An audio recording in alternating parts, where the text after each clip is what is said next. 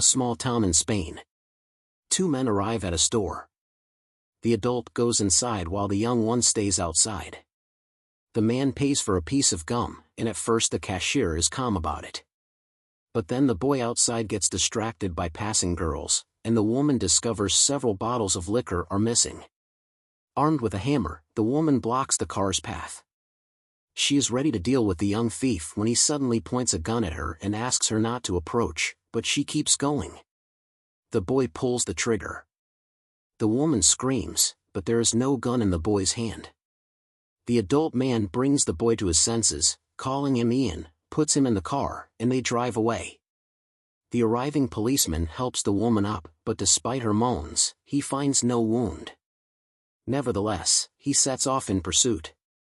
Meanwhile, in the truck, the father scolds the boy for reckless behavior and asks him to do something to keep the truck from being noticed. And suddenly the pursuing policeman sees a completely different car in front of him.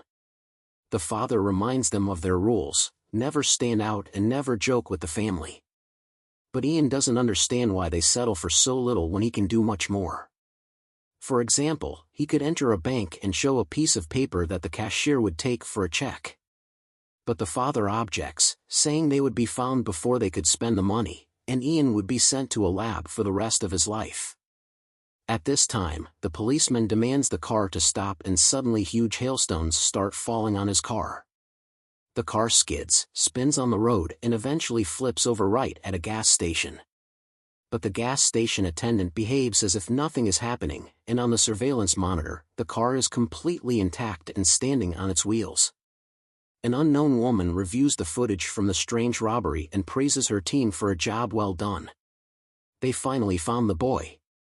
Meanwhile, Ian and his father are at home on an old ship. The boy dreams of a young, beautiful woman playing with a child and singing. Ian wakes up and hears his father's birthday greetings, but Ian doesn't want to listen to memories and announces to his father that he is going to the arcade. The father gives him a gift, which Ian sets aside. At this time, the policeman is recounting his misadventures to a waitress, but she just laughs at his fantasies, ignoring the man in dark glasses, and a group of armed people sneaks into their home. Adriana, entering the cabin, thanks Vicente for making such a splash. Otherwise, the agency wouldn't have found them. The problem is that the perceivers now also know where Ian is hiding. She demands Vicente hand over the boy, but he remains silent. However, her subordinates report that the boy is in the arcade. Meanwhile, a man who is among the perceivers is also looking for Ian, beating up agency employees along the way. Eventually, in one of the halls, an operative spots him and opens fire, ignoring the surrounding people. Ian sees that the perceiver is standing right behind the shooter and changes the reality in front of his eyes. The man also sees the boy, but then they sneak up behind him, put a special helmet on his head, and take him away. A girl who appears asks Ian not to look at the perceiver. The boy is taken away while the perceiver continues to fight, even with a covered face, and easily tosses the agents aside. Ian is brought to Adriana's van. The woman says that there are quite a few like him in the world, and if he wants to survive, he must go with her. Meanwhile, the perceiver who won the fight takes off his helmet, but Ian is already out of his reach. Taking Ian's silence as a sign of agreement, Adriana puts a similar helmet on him. After that, he is taken away in the agency's van. An unconscious Vicente is also there. Seeing the departing car, the perceiver rushes to the road and causes a grand accident with explosions and fire, but Adriana orders the driver to ignore the tragedy and drive on. He steps on the gas and passes through the mirage, much to the perceiver's chagrin. The boy is brought to the agency, where Adriana says that the worsening of people's lives is due to the power, which is achieved by the ability to create lies believed by millions. People with superpowers, united in an organization called Awearness, control the power, manipulating the minds of the powerful, and their agency tries to maintain the scant democracy left in the world. The person he saw is a perceiver, the last of the Awearness organization who can project images like Ian himself, and he wants to recruit Ian into his team or destroy him. Adriana needs the formula in Ian's blood with which they can create more like him. The woman wants to make sure of his abilities and asks him to create a mirage of a beach, a cocktail and a chihuahua, for which he should use some strong emotion like anger at growing up without a mother. And she shows a photo of the very woman who had been in his dreams for many years, and they immediately find themselves on the beach. Only instead of a chihuahua there is a fly. Adriana explains that such projections can be endless. However, Ian shuts down and demands to see his father. He is escorted to a room where Vicente is regaining consciousness. Adriana advises Ian to enter the man's memory and find out the truth about the woman he has been seeing. The boy enters his father's mind and sees how many years ago he stole a child from the lab and realizes that this child was him and Vicente is not his father. Later, Adriana reviews Ian's test results and realizes he is much stronger than she thought, but there is no trace of the formula in his blood. Apparently he is the only naturally born perceiver, although they were made sterile and the boy may manifest a third secret ability. The project leader advises getting rid of the dangerous mutant. Meanwhile, a professor arrives at the research center and Agent Esther comes to Ian's room, urging him to run to avoid becoming a lab rat. She takes the boy out, but they are spotted by security near the elevators. The girl engages in a fight and quickly dispatches the guards, but Ian demands they take Vicente with them as he wants to learn about his past. Adriana is informed about the disappearance of the subjects. She declares an alarm. Meanwhile, the professor walks freely around the center while the fugitives manage to get to the car and leave. On the way, Ian asks Vicente not to call him son, and the man understands that the boy has entered his mind. Meanwhile, the professor pulls out a gun and eliminates a group of guards. It becomes clear that he is a perceiver. Meanwhile, Ian diverts the guards' attention at the exit, and they look everywhere but at the car. However, one of the bullets hits the wheel. Ian loses control of the car and it goes off the road. The perceiver, having caught up with them, realizes that Ian is hiding the accident scene. Later, Ian and Esther take Vicente to a roadside hostel where they settle in for the night. In a conversation, the girl admits she works for the Awearness organization, but she herself has no superpowers. In the morning, they relax on the hostel's roof and talk about life. The boy is saddened that Vicente is not his father, but the girl advises believing in himself. Returning to the room, they find Vicente already drunk. Esther asks to leave this drunkard and burden behind. Ian decides to enter the head of the sleeping man. He again sees the lab, reads its address on documents, and hears the name Kaminsky. Later, the boy goes to the bank and, handing the operator a check, asks to cash it. The woman gives him 5,000 euros, but as soon as the boy leaves, she finds a piece of paper in her hands with the word sorry. The security tries to catch the couple, but they escape. In the room, Esther joyfully celebrates such luck, but Ian is unsure if they did the right thing.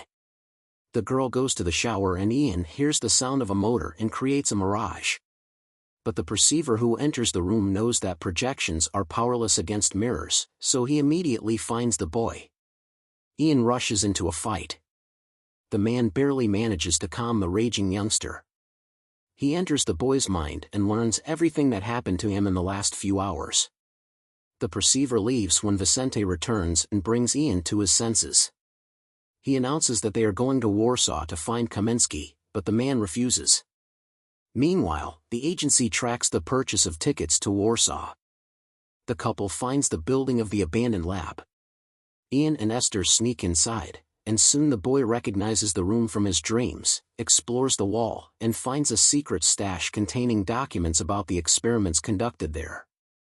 They also find his mother's diary, whose name turns out to be Ursula Kaminsky, and then the perceiver appears in the room asking to talk.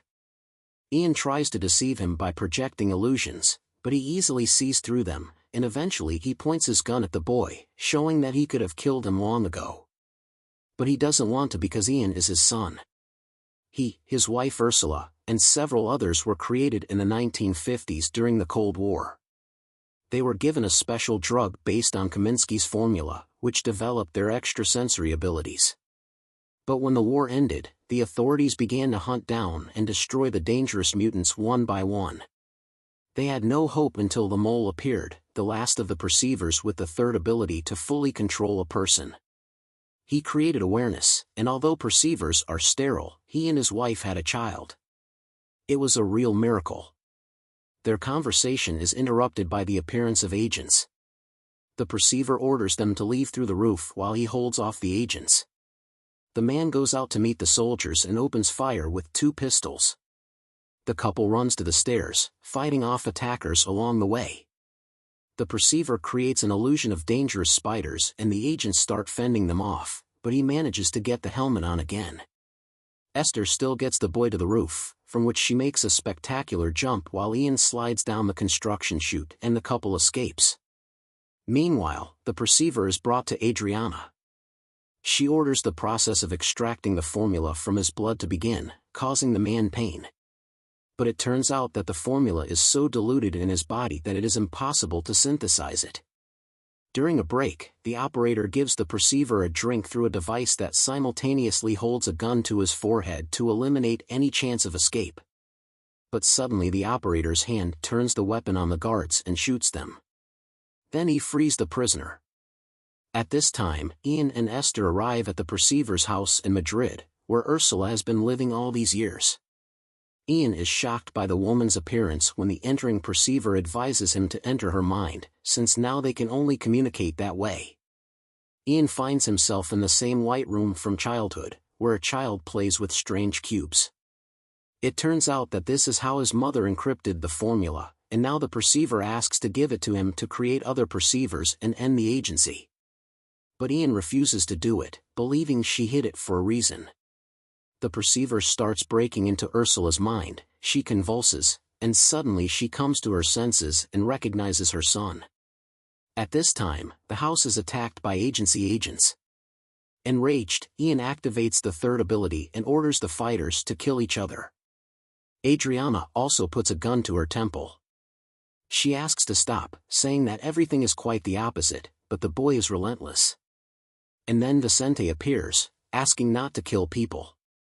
A father is the one who raises and makes sacrifices. With these words, Vicente shoots himself. Ian rushes to the dying man while the perceiver drags Esther away. Vicente asks to enter his mind, and the boy sees how Ursula asks to save the child from the perceiver. He apologizes and remembers how his father taught him to look far and never give up. Vicente dies. Ian takes a gun and runs after the perceiver and ends up in a hall where a party is going on. With a wave of his hand, he lays everyone on the floor and clears a path. But at the perceiver's command, people get up and start fighting Ian. The boy struggles, but Adriana appears and shoots the perceiver. He gets distracted and loses sight of Ian. However, he still holds Esther. He demands the formula and promises to release the girl, but then Adriana says that there is no girl here. She is a projection, so Ian can safely shoot. Esther screams that this is not true. Ian tries to recall when they could have implanted the cycle and decides that Esther is a vision. He shoots and kills the perceiver, but the girl does not disappear. Later, they meet Adriana at the cemetery. She asks for the formula, but he wants to remain neutral and gets into the car where Esther is waiting for him. He finally opens his father's gift, which turns out to be a book reminding him that the best awaits those who do not lose hope.